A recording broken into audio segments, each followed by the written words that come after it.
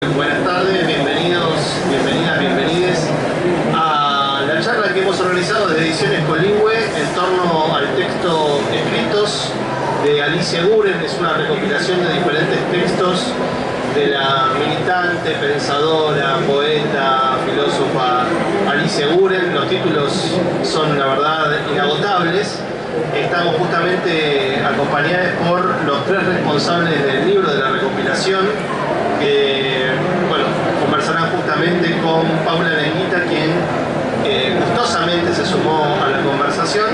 Estamos con Santi Allende, Nicolás del Soto y Emiliano Ruiz Díaz, quienes, como les comentaba, han sido los responsables de realizar el trabajo de revisión, organización, presentación de un volumen que la verdad ha quedado bastante contundente, ¿no? El libro obviamente salió acompañado por una biografía intelectual de Alicia Guren escrita por Miguel Maceo, quien también iba a formar parte de la mesa, pero por cuestiones personales no pudo acercarse.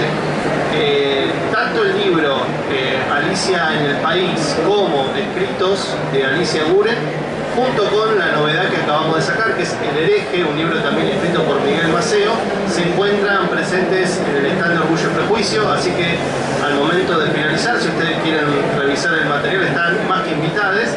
Y les recuerdo por las dudas que nosotros estamos en el pabellón azul, apenas ingresan, están 710 si no me equivoco, ahí Ediciones Colingüe tenemos todo nuestro amplio y maravilloso catálogo, lleno obviamente de los textos de Guren y también de John William Cook.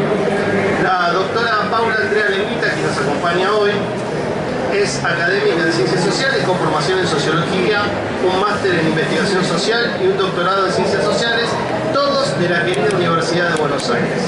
Realizó un postdoctorado en el Instituto de Filosofía y Ciencias Sociales de la Universidad Federal de Río de Janeiro, Brasil. Actualmente es responsable del programa de Género y Diversidad Sexual en la Universidad Pedagógica Nacional desde el año 2023 y trabaja como investigador independiente en el Consejo de Investigación Científica y Técnica de Argentina desde 2015. Sus contribuciones al estudio de género y la historia social incluyen publicaciones recientes como el libro Género y Dictadura Militar en América Latina bajo la perspectiva de la decolonialidad del año 2025, junto a Longwy Robay, que aborda la conexión entre géneros y dictaduras en América Latina. En 2020 publicó La resistencia de las mujeres en gobiernos autoritarios en Argentina y Brasil, 1955-1968, centrado en la resistencia femenina durante regímenes autoritarios en la región. Todo este largo CV que estoy indicando es porque estamos muy contentos de que Paula haya accedido a coordinar la mesa, sobre todo porque la figura de Alicia Guren requería a alguien con la formación que tiene Paula un poco para guiar el trabajo de estos tres jóvenes que de manera tan contundente han revisado el archivo de Guren y además han propuesto lo que quedó en una antología, como les decía, bastante amplia. No está todo, pero en el rango de lo sensato está bastante. Dicho todo esto, Paula, muchas gracias. Las dejo entonces con la coordinadora y en todo caso nos veremos cuando termine la charla. Gracias. Bueno, gracias Fernando. Buenas tardes a todos, todas. En realidad soy yo la agradecida porque estoy con estos compañeros que hicieron un esfuerzo descomunal. Para nosotros los investigadores tener este esfuerzo editorial es realmente maravilloso, ¿no? Y poder dialogar con aquellos que están en el día a día de la fuente. Eso se lo voy a agradecer eternamente a los tres. Y solamente mi rol acá va a ser un poco tirar de la cuerda de Alicia en un ámbito como este que tiene que ver mucho con el feminismo, los puntos de diversidad.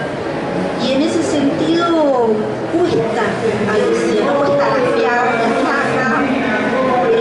de Guren, como se la llamaba también, para generar cierta distancia con ella. Es un personaje que con el feminismo por momentos se lleva muy bien y por otros, como su hijo mismo me dijo, no es feminista Alicia.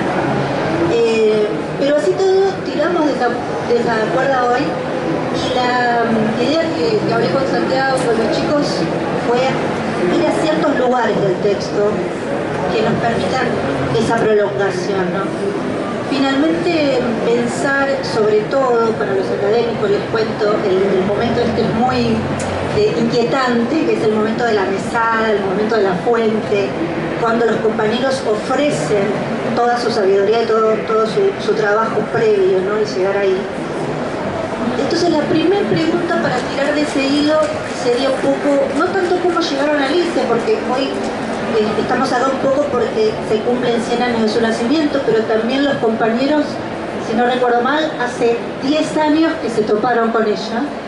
Entonces también estamos en esa conmemoración cuando ellos la ven, Alicia. Y no es tanto la pregunta sobre qué les pasó con ella, sino cuáles fueron los desafíos, las decisiones que tuvieron que tomar a lo largo de la hechura de esta obra tan larga. Bueno, hola, ¿qué tal? Bueno, gracias Paula por la presentación y gracias a todos por acercarse a compartir este momento y esta charla sobre la figura de Alicia. Y como decía Paula, bueno, planteado en términos de conversación y de ir pensando algunos tópicos o cuestiones que pueden aparecer de la lectura de los materiales de Alicia. Respecto a lo que vos planteás, Paula, mirá, nosotros, como vos bien decís, nos vinculamos con la figura, con la obra de Alicia en el 2015, a partir de un trabajo de investigación en el marco de la publicación de la edición facsimilar de la revista Nuevo Hombre, que publicó la Biblioteca Nacional. Una publicación desde Publicaciones BN, en donde empezamos a revisar, a relevar la publicación esta. Es una revista de actualidad política, dirigida en ese momento por Enrique Jarito Walker, que tuvo varias etapas en la década del 70. Alicia participó de la primera etapa, con una veintena de artículos que van desde agosto del 71 hasta enero del 74. Y ahí, bueno, vimos con un cuadro político impresionante, con una densidad teórica e ideológica, y además con una beta polemista muy afilada, en donde la principal disputa era hacia el interior del movimiento peronista, con lo que ella llamaba el peronismo burocrático o integrado, en donde no ahorraba epítetos y adjetivaciones. Horacio González, en su texto La Revolución en un Talimón, habla del carácter apostrofador de Alicia, ya señalaba eso en su ensayismo político. Bueno, y a partir de ahí nos vino el interés y la pregunta por sus otros textos, ¿no? Que incluíamos desperdigados, fragmentarios, algunos inhallables, y empezamos a tener el interés por su figura. Medio de casualidad, en ese momento, a través de Gabriel Roth, otro investigador importante del país, sobre todo sobre la experiencia guerrillera del país, nos da el contacto de que estaba Carlos Lafort, que era el director del archivo de la memoria, y que tenía en su custodia el archivo de Alicia Eguren y John William Cook. Y a partir de ahí iniciamos las gestiones en diferentes lugares donde estaba el archivo, trabajando con inventarios de revisión, cambiando cajas, en muchos casos cajas que no eran las adecuadas para la guarda, sacando ganchos de metal, prolijando el acceso a los materiales, hasta que en octubre de 2016 se firma el convenio de donación, a través del cual el archivo Alicia Eguren y John William Cook es donado a la Biblioteca Nacional, a través de la firma de Carlos Laforgue, que fue el custodio por décadas de estos materiales, y Pedro Catela Eguren, el único hijo y heredero de Alicia. Empieza así, digamos, la preservación del legado, la memoria de Alicia y de John, a través del trabajo que se hizo en el departamento de archivos primero, para poner a la consulta pública esos materiales. Y ahí, llegando a lo que vos planteabas como las dificultades en torno al acercamiento al material, se usaban, digamos, dos criterios disímiles cuando empezamos a proyectar el libro, ¿no? Por un lado está los términos de la descripción archivística, en donde, por ejemplo, el orden de procedencia es fundamental. Entonces los materiales no se pueden intervenir y modificar ese orden, sino más bien identificar series, identificar secciones. Pero al momento de pensar un libro, una unidad de sentido en torno a sus escritos, su correspondencia, era imposible mantener ese orden de procedencia sin intervenir de alguna forma y darle un sentido a esos papeles. Entonces ahí empezamos a las largas jornadas de debate y de discusión en torno a qué hacer, cómo encarar ese ordenamiento, darle sentido a esos papeles. Decidimos, así rápidamente, después en el libro está contado con más detalle, pero rápidamente podemos mencionar que lo que se decidió fue avanzar en segmentos por tipo documental, son 5 segmentos, sobre todo la correspondencia, los artículos y las entrevistas, correspondencia que se divide en 3, ¿no? La correspondencia familiar, la correspondencia entre Alicia y John y la correspondencia política. Los artículos y las entrevistas y su poemario. Al interior de cada apartado por tipo documental, digamos, sí mantenemos un orden cronológico de los materiales. Esto tratando de conservar, digamos, las referencias sobre la coyuntura, que no se pierdan las referencias sobre la coyuntura, ciertas redes de circulación de los materiales que también se hubiesen visto alteradas si modificábamos el orden cronológico, y como te contaba antes de arrancar la charla, sobre todo sustentado en un trabajo de notas aclaratorias y notas de contexto, que si pueden después chusmear el libro van a ver que son muy profusas, digamos. Hay mucho trabajo de notas de contexto, de reposición de nombres, reposición de situaciones, acontecimientos, algunas menciones que por ahí en la jerga política del momento eran totalmente identificables, pero que con el paso del tiempo necesitaban algún tipo de ajuste o de aclaración para los nuevos lectores que puedan acercarse de una manera más útil y provechosa a los textos de Alicia. Entonces todo ese trabajo vinieron como a suplantar estos inconvenientes, digámosle, o estos obstáculos para pasar del archivo al libro, ¿no? Sería como la...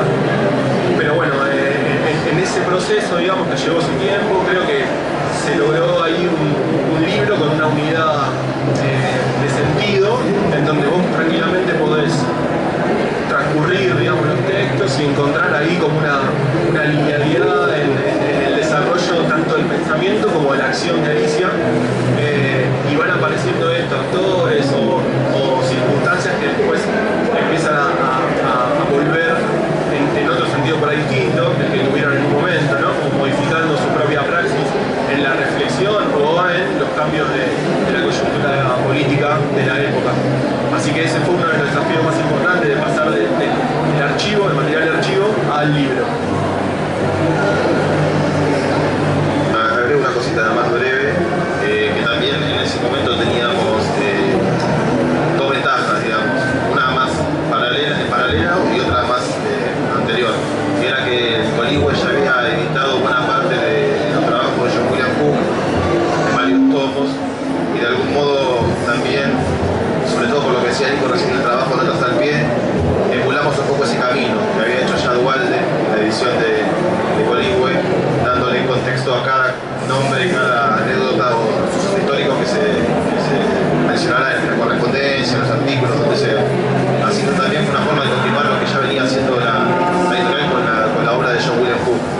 Y el otro fue que también a la hora de hacer el estudio preliminar nos ahorramos un poco ser exhaustivos con la biografía, porque ya Maceo había publicado en simultáneo la biografía de Alicia. Entonces también descansamos un poco en que el libro funcione en tándem con lo que había construido Miguel, que había sido, bueno, bien exhaustivo, ¿no? Bueno, volviendo a la cuestión de su feminismo, ¿no? Por un plano, digamos. Hay dos momentos de Alicia que están menos documentados. Ustedes recién hablaban de Miguel, obviamente, hace muchos años que viene teniendo este proyecto, y recién lo hablamos también. El material de ustedes me parece que viene, junto con el de él, a clarificar una versión muy cómoda, ¿no? de la experiencia de Alicia. Estoy hablando puntualmente de su viaje a Londres como parte del funcionariado del partido, del gobierno, en una experiencia política que todavía cuesta rastrear, y si tienen alguna pista ahí está buenísimo para hacerlo más picante, y también su liderazgo respecto a la construcción del proyecto de la rama femenina, que en realidad lo hace a los gritos y desde la cárcel, ¿no? Entonces, ahí, ¿qué encuentran ustedes de ese feminismo, de esa mujer tan imponente, tan dirigente en ese momento político, en los 40, en los 50? Una cosita ahí como para, como bien decía Paula, es un tema difícil, digamos, de abordar por diversas cuestiones, digamos, y nosotros también ahí, por ahí nos faltan, digamos, herramientas como para poder dar una reflexión un poco más profunda en términos de estudios de género. Hay otras compañeras que están mucho más capacitados, pero sí lo que podemos contar, así por revisar los materiales, es que lo que aparece sí muy fuerte, y creo que a eso te hace referencia a vos, lo que aparece muy fuerte en los textos de Alicia es lo que también Miguel denominó como un feminismo práctico, digamos, ¿no? No tanto una reflexión o un pensamiento en torno a la teoría feminista, sino más bien una disputa por los espacios, una disputa por las decisiones, la posibilidad de incidir en las decisiones de la organización, en este caso de la resistencia peronista, que fue cada vez más avanzando y cada vez más progresivo su involucramiento y su poder de decisión en ese sentido. Y después sí, siempre vinculado con una religiosidad laica y fuertemente anclada en una ética revolucionaria. Ella planteaba, por ejemplo, en un texto que está en el libro, que es fuertísimo, que se llama Mensaje a las mujeres peronistas, de 1957, se nota en el transcurso del texto todo el tiempo la intención de ponerse a la par de los hombres, de los militantes varones. Entonces ahí la disputa es por rescatar la tarea militante de esas mujeres que sufrieron torturas, persecución, cárceles, y que si entre ellas no son reconocidas al punto de ser siempre subordinadas a los militantes hombres. Entonces ahí ella plantea que en las mujeres nunca fue un quehacer de beneficencia la militancia, sino que siempre fue una vocación heroica. Entonces plantea y sigue el ejemplo de Eva Perón, ¿no? Plantea ahí como Eva Perón, como la llama de la revolución, la ardiente profeta de la aurora, que había que imitar su ejemplo y que, como ella decía, quien no estaba dispuesto a morir no merecía vivir, en términos de militancia, por un ideal, ¿no? No estaba dispuesto a morir por sus ideales, no merecía vivir. Entonces hay un vínculo ahí, pensamos nosotros siempre, entre la reivindicación de la figura, la militancia femenina, en términos prácticos, en términos de ocupar espacios, ganar poder de decisión, siempre manejando, digamos, en términos de responsabilidad con los militantes varones.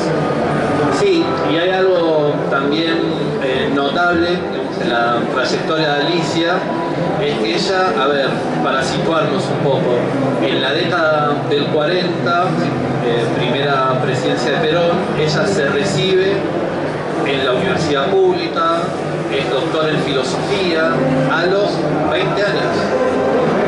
Y después empieza a tener cada vez mayor protagonismo en un campo cultural, el argentino, bastante refractario al peronismo dentro del ámbito universitario. Ella entonces forma parte, por ejemplo, de la dirección de la revista Sexto Continente, junto a Armando Casella, digamos, una revista en donde convergen varias variantes del nacionalismo en Argentina, digamos, el nacionalismo más católico, como dijo recién Nico, también un nacionalismo antiimperialista, más latinoamericanista, bueno, varias vertientes. Ella es docente universitaria, entonces es la única titular de una cátedra de sociología en todo el país.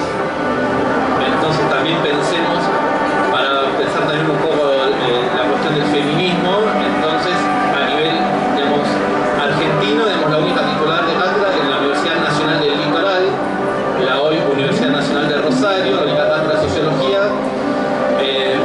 encabezada por una mujer, era la de Alicia Guren. También era docente de letras y literatura argentina en la Universidad de La Plata, pero y tenía entonces un desarrollo importante, digamos, dentro de lo que es el campo académico argentino. En ese contexto, en ese escenario, se da en el 55 el golpe cívico-militar a Perón, y cuando en agosto del 55, un mes antes del golpe, es el interventor del partido peronista en la ciudad de Buenos Aires, ella se pone al servicio en el peor momento para justamente, bueno, bancar la parada ahí, ¿no? Y la relación entonces política y afectiva que tiene con Cook es una relación carcelaria. Y eso es increíble también en la correspondencia que hay entre ellos dos, que es un amor que nace en la cárcel prácticamente, porque están muy poco tiempo saliendo hasta que primero lo detienen a Cook y después a fin del 55 la detienen a ella. También algo muy lindo de poder acceder al archivo, justamente es la materialidad del archivo, ver el papel, ver la letra, las cartas, imaginar esas cartas cómo circularon. Cuando Cook se fuga en marzo del 57 del penal de Río Gallegos, que termina en Chile, una de sus mayores preocupaciones era qué hacer con las cartas. Era cómo viajar con las cartas de Alicia para Chile, y eso se lo dice a ella en las cartas. Entonces, bueno, hay algo de eso también en todo lo que es la correspondencia, que por lo menos a mí, creo que también a Emi, a Nico, nos pareció como fascinante el hecho de poder acceder a esa intimidad que hoy, por una política pública, es parte de un fondo que se puede consultar en una institución pública como es la Biblioteca Nacional, y bueno, cambia el carácter y es una forma también de democratizar el acceso al archivo. Este libro es otro paso más, como había mencionado vos antes. También cuando nosotros lo pensamos es que sea un insumo para que todo el mundo pueda llegar y conocer la obra de Alicia, que en su gran mayoría hasta ahora había permanecido inédita. En la década del 40, cierro con esto, ella también publica toda su obra poética. Es decir, lo que se conocía de Alicia era su obra poética, sus 4 libros de poesía, se editan entre el 49 y el 52. También, entonces, en ese momento, en donde forma parte de distintas revistas culturales de la época, y es docente universitaria. Agrego unas cositas. En esa poesía que menciona Santi, hay algunas reflexiones de ella sobre el rol de la mujer, más pasados por el tamiz de lo que serían los roles reproductivos, digamos, ¿no? Y en un diálogo de esa misión natural con Dios, ¿no? Todo en un lenguaje poético, existencial y filosófico, digamos, ¿no?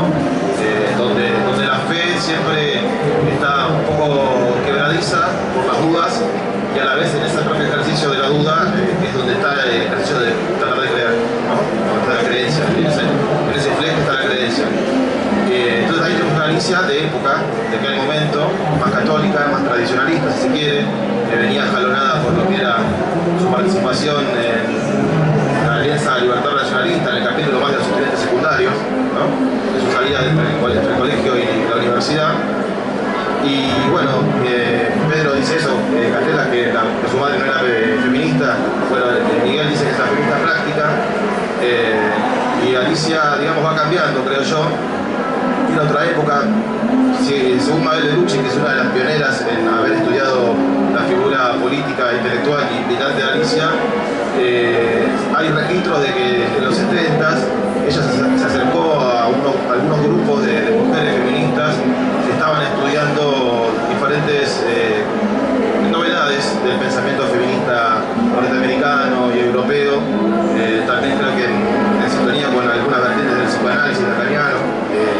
Esto cuenta Mabel, y sería algo de lo que nos perdimos, cuál fue el final trágico de Alicia, ¿no? Pero había en el último tiempo de ella algún acercamiento a la cuestión de la mujer más específica, y yo, como vos nos pasaste algunas cositas de que pensabas hablar, estuve mirando ayer un poco bajo ese prisma, y en el 73 hay un artículo, 72-73, en la revista Liberación, hay un artículo que ella escribe sobre Eva, que fue una de las perlitas que encontró Santi, porque estaba medio perdido ahí entre esas revistas militantes de la época, y ahí ella empieza a hablar de Eva como líder femenina de un modo mucho más preciso, y habla de Eva en contra del machismo también.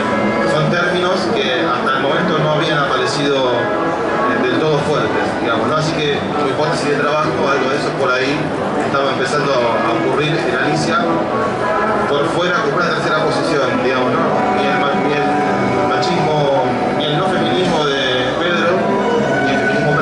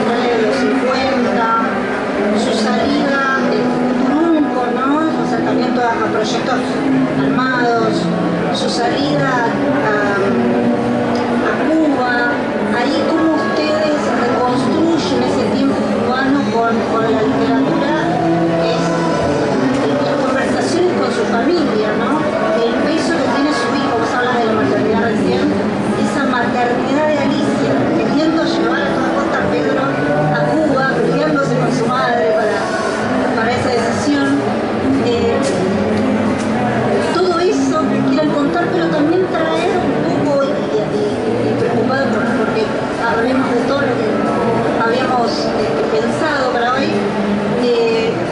su liderazgo en Acción Revolucionaria Peronista. Más precisamente, lo voy a plantear en términos bien polémicos, pero porque ustedes sabrán entender. Si no es Alicia la artífice del teórico, ¿no? Bueno, muchas cosas para ir pensando. Voy a arrancar por lo último, porque me parece que puedo sumar alguna cosa. Sí, claro. No, para lo de para también usar.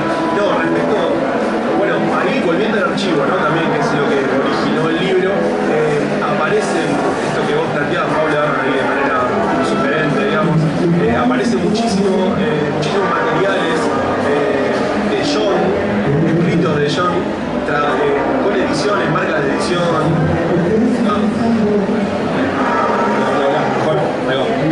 Bueno, no, decía esto que, siguiendo la idea que vos planteabas, Paula, del vínculo a la labor de Alicia sobre las ideas de John.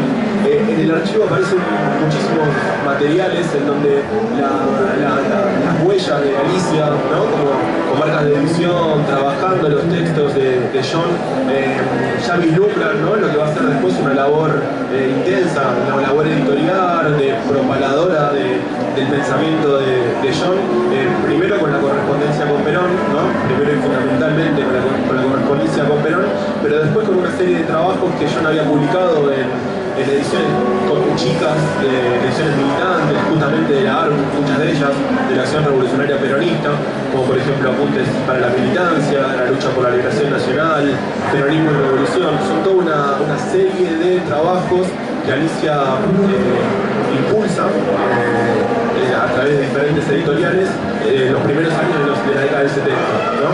Y ahí es fundamental, digamos, nos parece, ¿no? La tarea de Alicia en poner a John en el centro de esa concepción que se va generando en torno a un peronismo revolucionario, una radicalización de las posiciones de lucha y de combatividad de muchos sectores del pensamiento nacional incluso, y de sectores de organizaciones políticas vinculadas al peronismo y con la periferia, ¿no? Del movimiento nacional.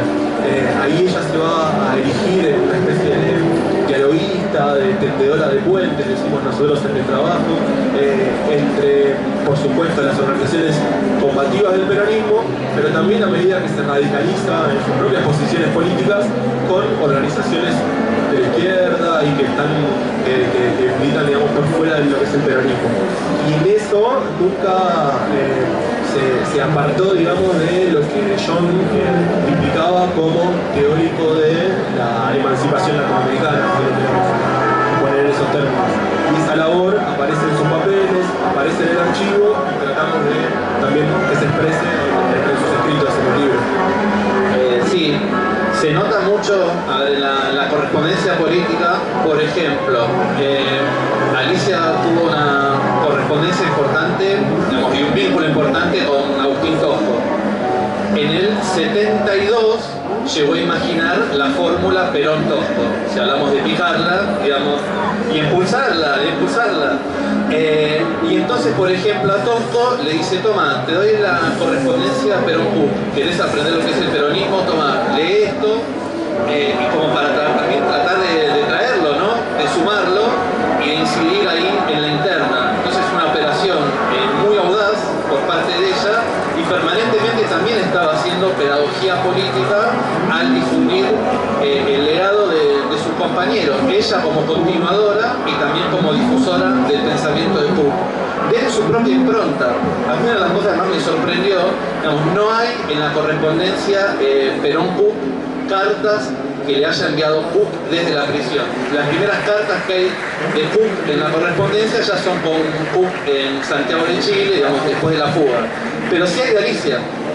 Y a mí me sorprende el tono, digamos, cómo le habla Perón.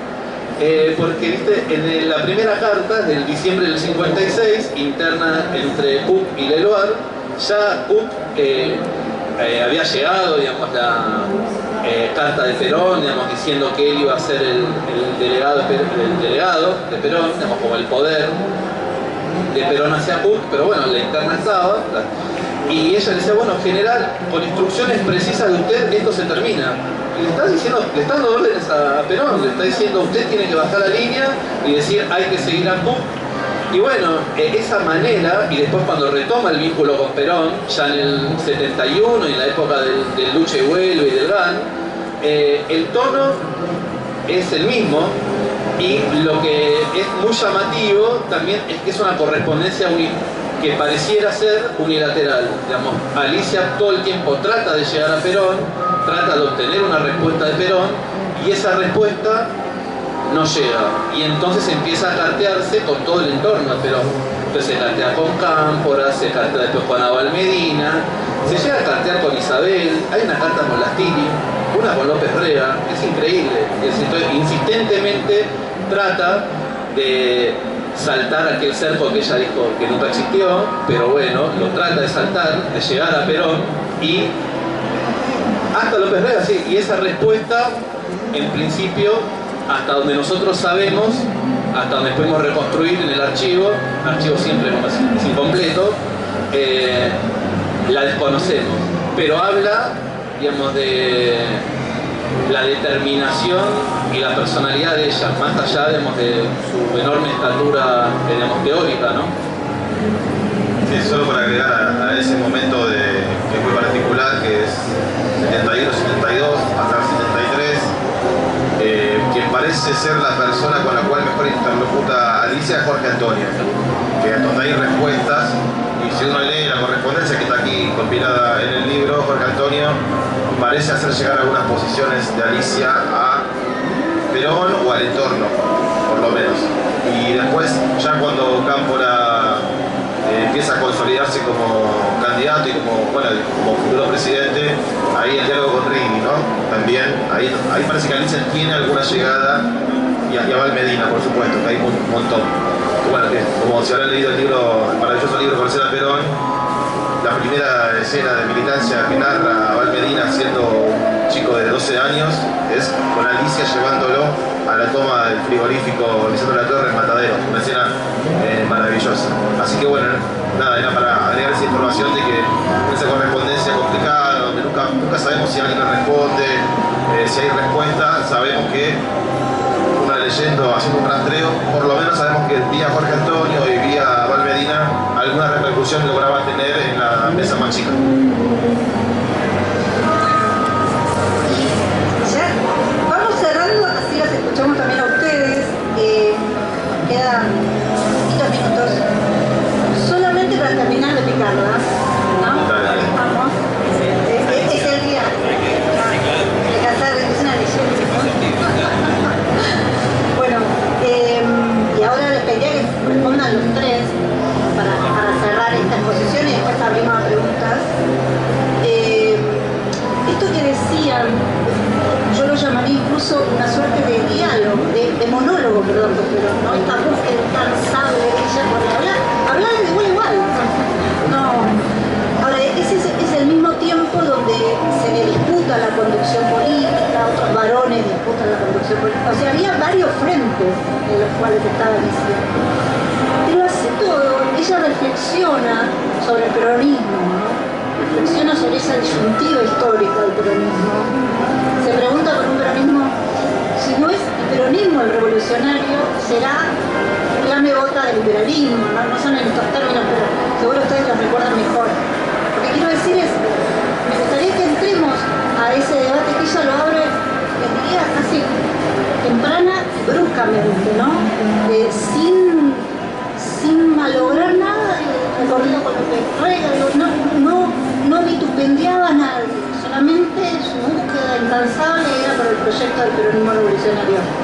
¿Cómo ven eso? Y después abrimos a...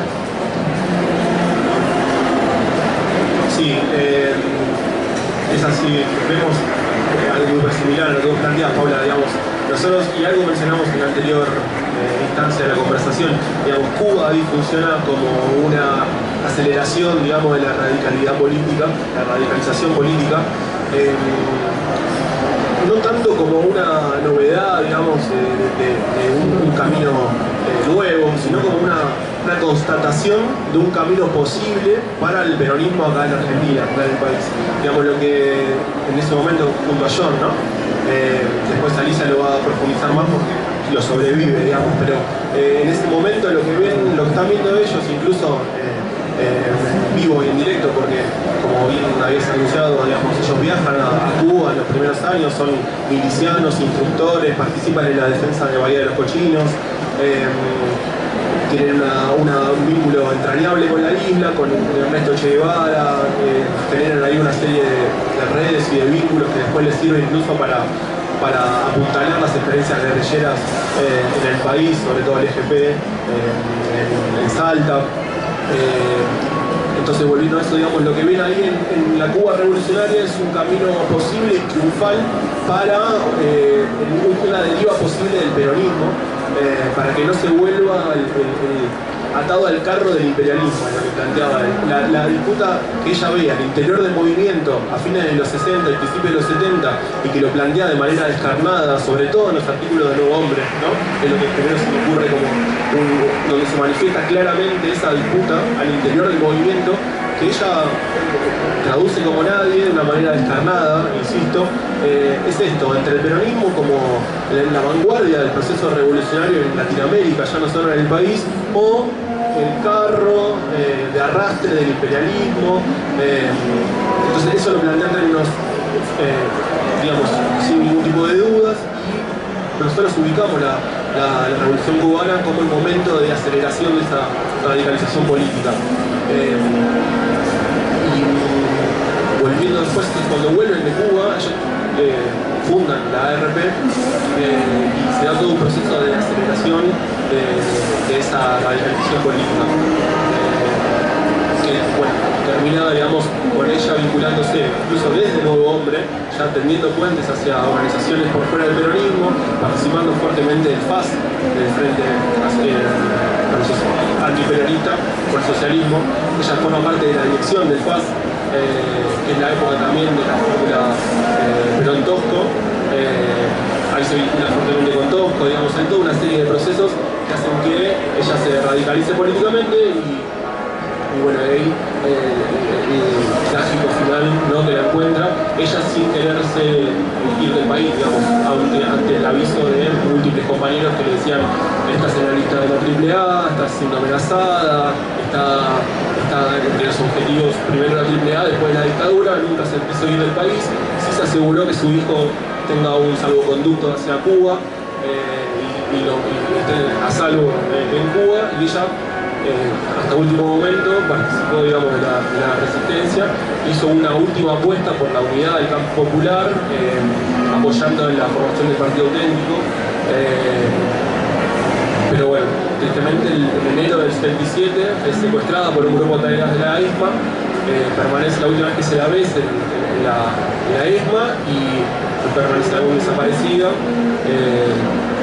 Sí, se cree que fue víctima de los vuelos de la muerte, que fue tirada al río.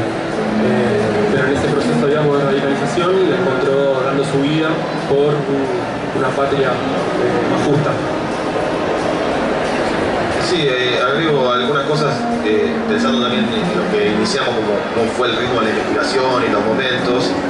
Nosotros teníamos en la investigación hasta cierto momento solo registrado las posiciones políticas de Alicia en los 70, más o menos hasta la época de cuando asume Perón, ¿no? Hasta su muerte, más o menos, si se quiere. Y ahí uno encontraba una Alicia que ya parecía despegarse del peronismo. Vos querés que la piquemos, la pico un poco.